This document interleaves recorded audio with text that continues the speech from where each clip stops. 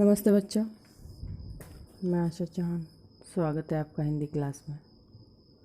बच्चों, अभी तक अपन ने पढ़े थे मेरे बचपन के दिन, महादेवी वर्मा द्वारा लिखित।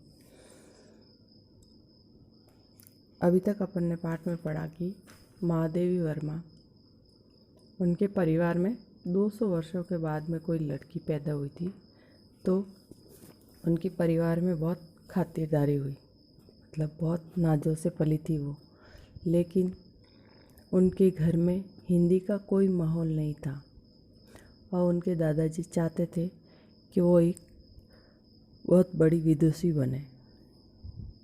इस प्रकार से उनकी माताजी जो है, उनसे उनको हिंदी सीखने को मिली। वो ब्रज भाषा में मीरा के पद गाती थी। इसके बाद में जब महादेवी वर्मा को क्रॉसवेट कॉलेज में डाला गया, तो वहाँ पे उनकी मुलाकात सुभद्रा कुमारी चौहान से होती है, जो खड़ी बोली में लिखती हैं। इस प्रकार महादेवी वर्मा ने भी खड़ी बोली में लिखना शुरू किया। आगे वो बताती है कि किस प्रकार से उस क्रॉसवेट कॉलेज का माहौल जो है वो सांप्रदायिक सद्भावना से भरा पूरा था। सारे धर्म की लड़कियां एक साथ रहती थी, उनमें कोई मनमुटाव, कोई आपसी द्वेष भावना नहीं थी। जब सुभद्रा कुमारी चौहान छात्रावास छोड़ के चली जाती है, क्योंकि वो महादेवी वर्मा से 2 क्लास आगे थी, तो उसके बाद में उनकी जगह पे उनकी रूम पार्टनर जो है, एक मराठी लड़की आती है जिसका नाम था जब्बू निशा। जब्बू निशा उनकी बहुत सारे काम कर देती थी, जिससे महादेवी को कविता लिखने के लिए काफ़ी अवकाश मिल जाता था। चलो आगे पढ़ते हैं। उस समय ये देखा मैंने कि सांप्रदायिकता नहीं थी। जो अवध की लड़कियां थी वे आपस में अवधी बोलती थी, बुंदेलखंड से आती थी वो बुंदेली बोलती थी।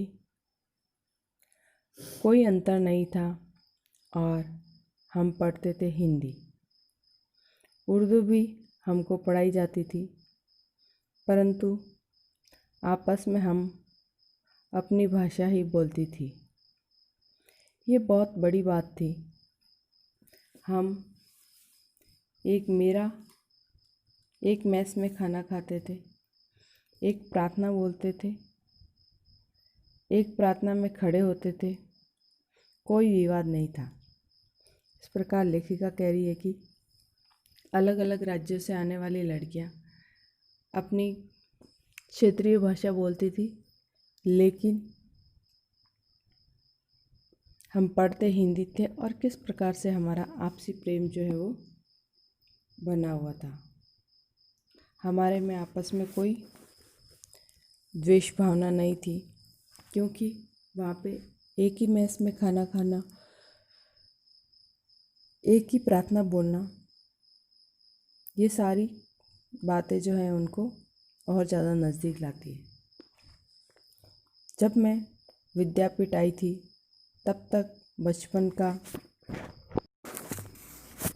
ये वही क्रम चला जो आज तक चलता आ रहा था।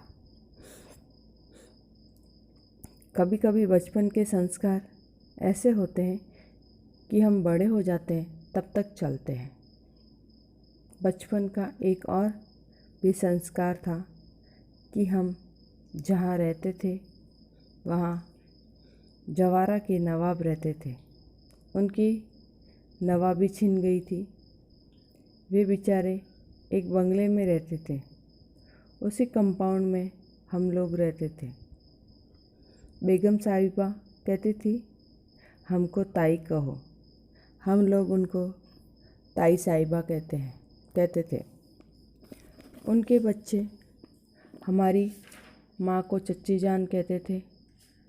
हमारे जन्मदिन वहाँ मनाए जाते थे, उनके जन्मदिन हमारे यहाँ मनाए जाते थे।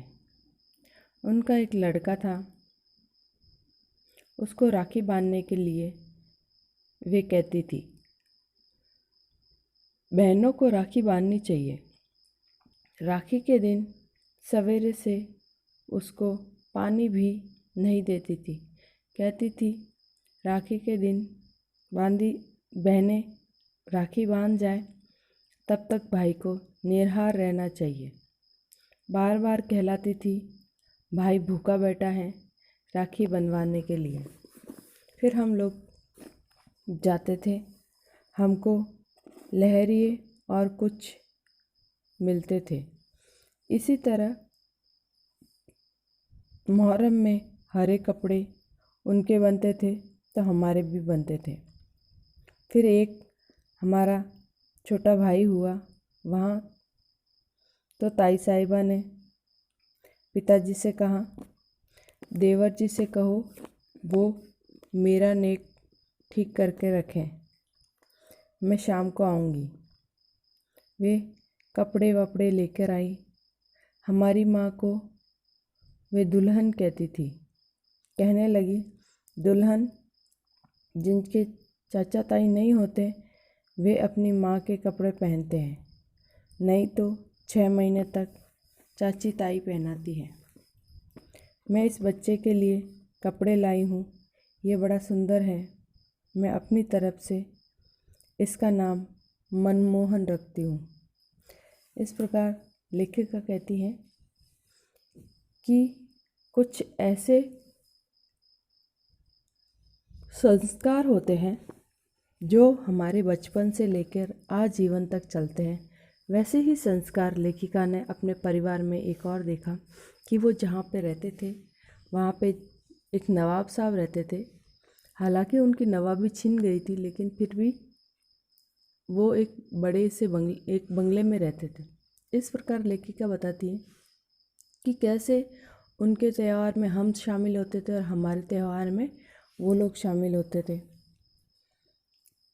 वो नवाब साहब की पत्नी को ताई साहिबा कहती थी और उनके बच्चे लेखिका की माँ को चची जान कहते थे।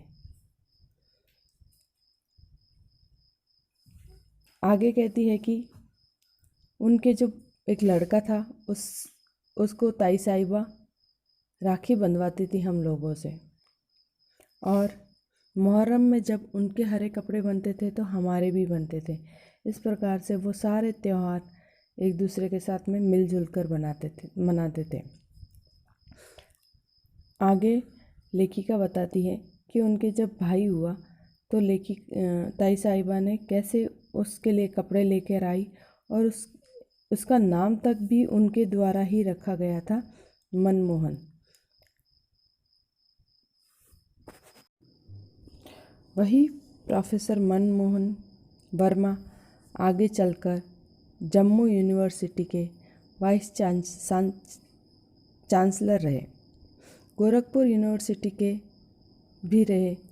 कहने का तात्पर्य ये है कि मेरे छोटे भाई का नाम वही चला जो ताई साहिबा ने दिया। उनके यहाँ भी हिंदी चलती थी, उर्दू भी चलती थी। यूँ हम अपने घरों में अवधी बोलते थे। वातावरण ऐसा था उस समय का कि हम लोग बहुत निकट थे। आज की स्थितियाँ देखकर लगता है जैसे वह सपना ही था। आज वह सपना खो गया है।